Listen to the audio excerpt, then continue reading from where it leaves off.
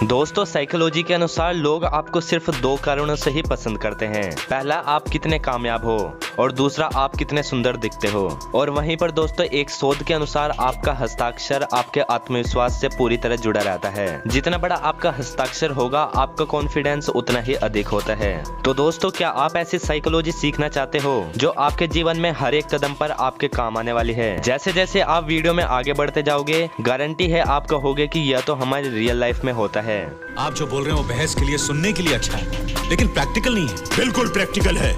तो आइए जानते हैं फैक्ट नंबर 1। दोस्तों आप सभी बाजार तो जाते ही होंगे और वहां पर दुकान से शॉपिंग भी करते होंगे। तो आप दुकानदार से किसी भी चीज के रेट कैसे कम करा सकते हो, आइए समझते हैं। मान लीजिए कि आप एक कपड़े की दुकान में गए और वहां पर आपने एक जींस देखी और वह जींस है 5,000 रुपए की। अगर आप उस जींस के रेट कम कराना चाहते हो तो दुकानदार से ये शब्द बोलिए, दोस्त ये आपकी जींस है तो बहुत अच्छी, मुझे ये जींस देखते ही पसंद आ गई थी, पर इसका रेट तो 5,000 रुपए है।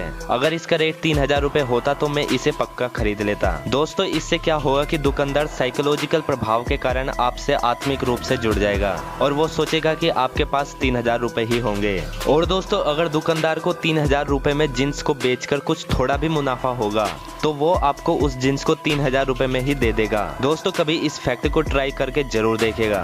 Fact number 2।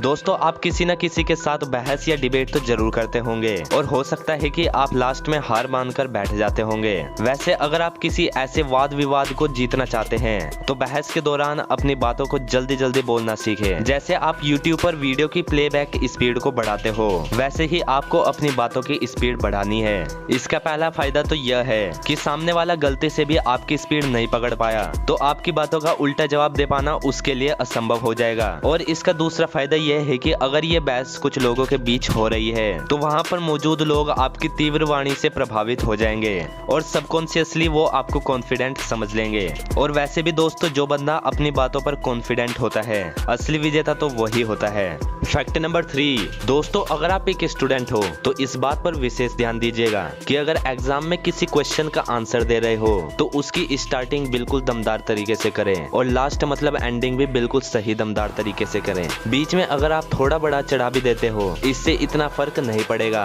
इस फैक्ट को मैथ्स के क्वेश्चन में मत लगा देना नहीं तो नंबर 0 हो जाएंगे। ये फैक्ट काम करेगा हिस्ट्री या फिर सोशल स्टडीज जैसे सब्जेक्ट पर जिसमें आपको लॉन्ग क्वेश्चन लिखने होते हैं। और एक बात और, अगर आप कोई स्पीच दे रहे हो और अगर आपने स्टार्टिंग दमदार कर दी और एंड भी दमदार कर दिया तो आप स्पीच कंपटीशन जीत जाओगे। क्यों दोस्तों, है ना ये अमेजिंग? कभी इस फैक्ट को ट्राई जरूर कीजिएगा।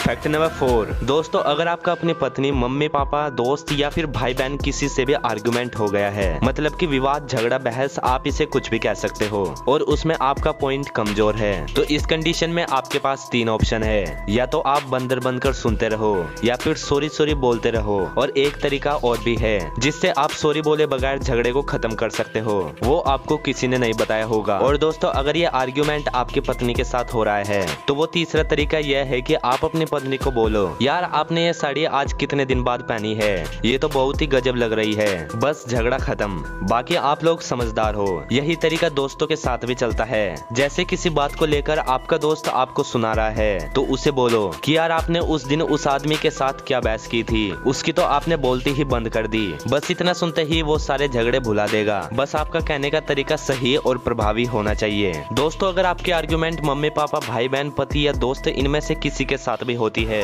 तो एक बार इस फैक्ट को ट्राई करके जरूर देखेगा। Fact number 5। दोस्तों इस साइकोलॉजिकल फैक्ट आपको सच में हैरान कर देगा। जब हम किसी से हाथ जोड़कर मिलते हैं तो इसका वैज्ञानिक तर्क है कि जब सभी उंगलियों के शीर्ष एक दूसरे के संपर्क में आते हैं और उन पर दबाव पड़ता है तो एक्यूप्रेशर के कारण उनका सीधा असर हमारी आंखों, कानों और दिमाग पर होता है जिसके कारण हम सामने वाले को लंबे समय तक याद रख पाते हैं। और दोस्तों साइकोलॉजी कहती है कि जितना ज्यादा आप पहेलियां सुलझाते हैं आपका दिमाग उतना ही तेज होता जाता है। तो दोस्तों आज हम आपके लिए एक ऐसी पहेली लाए हैं जिसका आंसर आप कमेंट करके जरूर दें। और पहेली यह है कि एक लड़के ने पूछा कि मेरी माँ के पति के लड़के की लड़की मेरी माँ की कौन हुई। और आपके ऑप्शन है, ऑप्शन ए बहन, ऑप्शन बी भांजी, ऑप्शन सी भतीजी और ऑप्शन डी पोती। आप इसका आंसर कमेंट करके जरूर बताएं। तो दोस्तों आज की इस वीडियो के लिए बस इतना ही। अगर आप इस वीडियो का पार्ट 2 चाहते हैं तो हमें कमेंट करके जरूर बताएं। और ऐसी मजेदार वीडियो के लिए वीडियो को लाइक और चैनल को सब्सक्राइब करना ना भूलें। मिलते हैं अगली वीडियो में, तब तक के लिए take care and good bye.